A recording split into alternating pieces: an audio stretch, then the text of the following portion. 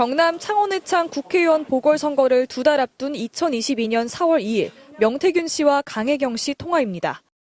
이준석이가 공표조사나 네, 비공표라도 네,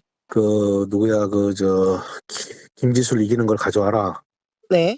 그러면 전략공천 줄게 이라는. 이준석 당시 국민의힘 대표가 김영선 전 의원이 이기는 여론조사 결과를 가져오면 공천을 주겠다고 했다는 겁니다.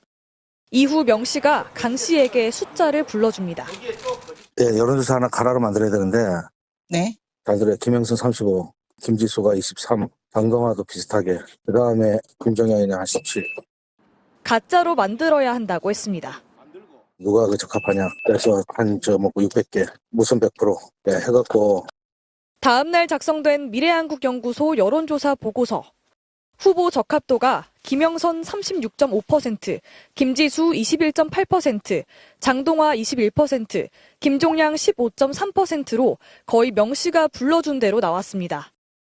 응답자 611명의 100% 무선 전화 방식, 조사도 명 씨가 하라는 대로 했습니다. 강 씨는 MBC에 해당 여론조사는 완전히 가짜가 맞다고 답했습니다. 아예 전화도 돌리지 않고 보고서를 만들었다는 주장이라 사실이라면 조작을 넘어 아예 여론조사를 창작한 걸로 보입니다. MBC 뉴스 구민지입니다. 서울시장 보궐선거를 앞둔 2021년 2월 23일 미래한국연구소가 작성한 비공표 여론조사 보고서입니다. 실제로 572명을 조사했는데 최종 보고서에는 1,366명에게 물어본 것으로 나옵니다. 응답자 수를 부풀리는 이른바 뻥튀기입니다. 그 결과 나경원, 오세훈 두 후보 간 지지율 격차가 6.7%포인트에서 3.1%포인트, 오차범위 안으로 좁혀졌습니다. 지난 대선 때도 뻥튀기를 했습니다. 강혜경 씨는 명태균 씨 지시였다고 검찰에 진술했습니다. 윤석열이를 네. 좀 올려갖고 예. 홍준표보다 한 2% 앞서게 해주있어. 알겠습니다. 그 젊은 아들 있다 아닙니까? 네네네. 농담안에 그 계속 올려갖고. 네. 강 씨는 또 다른 조사의 데이터를 가져와 다시 그린 적도 있다고 했습니다. 이른바 그리기 수법입니다. 김영선 전 의원 예전에 의창?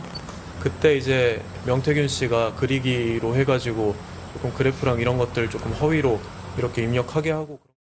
검찰은 뻥튀기와 그리기가 대부분 당내 후보가 확정 안 된 경선 때 이뤄진 점에 주목하고 있습니다. 또 모두 다 결과가 공표돼선 안 되는 비공표 조사였다는 점도 공통점입니다. 검찰은 캠프나 국민의힘 쪽에 비공표 보고서가 흘러갔는지 추적하고 있습니다. 아까 윤총장 전화했는데 궁금해하더라고. 맨날 윤석열한테 뭐가 해줘야 돼?